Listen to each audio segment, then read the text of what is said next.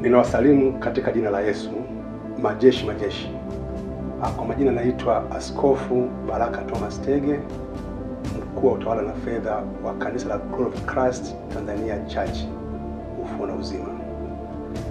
Ninapenda kwa taarifu washirika wa kanisa letu na umma kwa ujumla kuhusu hali ya kanisa letu ambalo lilivamiwa na jeshi la polisi usiku tarehe 2 mwezi wa 6 mwaka 2025 majira ya saa 5 usiku.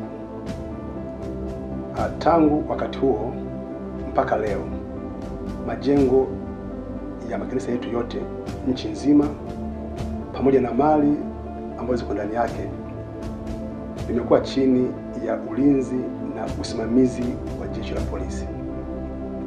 Mtakumbuka kuwa jeshi la polisi lilivamia ghafla kanisa letu la makao makuu ambalo liko Ubungo wakati ibada ya maombi ikiwa inaendelea.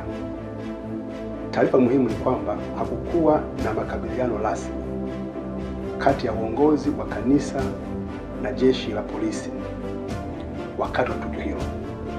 Watu wote wakiwemo na walinzi wetu wa kanisa waliamriwa kuondoka maeneo ya kanisani polisi walipotuvamia.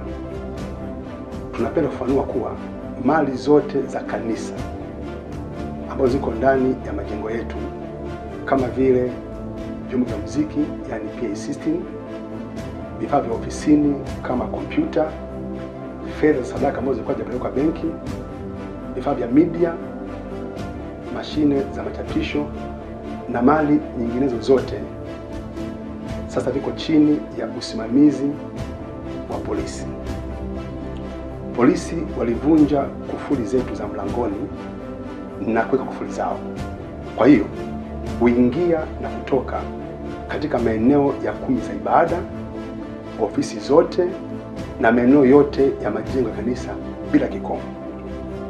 Kwa kuwa walinzi wetu waliondolewa, tunabainisha kuwa jeshi la polisi linawajibika moja kwa moja kwa usalama, uharibifu na upotevu wowote wa mali zetu za kanisa kipindi chote ambacho majengo yetu yako chini yao. Tutaendelea kuwapatia taarifa nyingine kupitia mfumo wetu rasmi ya taarifa kama ambavyo tulikuwa tukifanya.